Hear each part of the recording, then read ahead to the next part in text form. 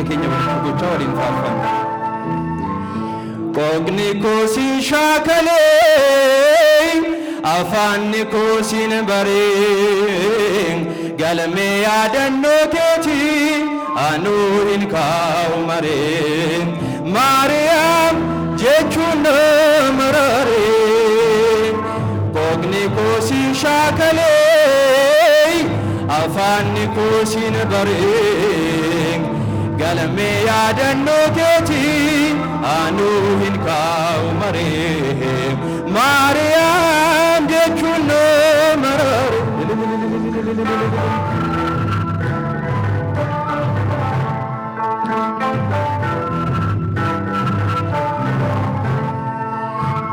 Gabrielin sidura dhaabate ol kaasee nagaa si gaafate Waaqayyootu kasooma kee argee ilma isaa gara keetti argee.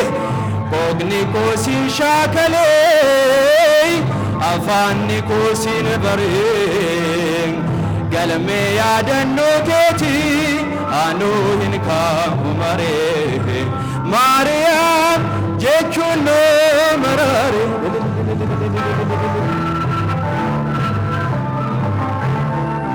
Si faarfatee ulfii garaa keessaa haadha koo kan sin beekneessa garuu jira kan qalbiin tuqamee si loluuf seexanaan dibamee. Qooqni koo si shaakalee afaanni koo sin baree galmee yaadannoo keetii anuu hin kaa'u maree Maariyaam jechuun nama raaree.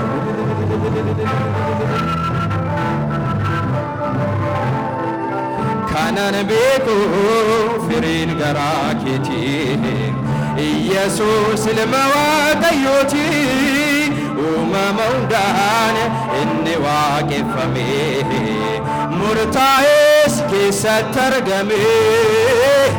Qooqni koo si shaakalee afaanni koo sin baree galmee yaadannoo keetii anuu hin kaa'u maree Maariyaam jechuun nama raaree.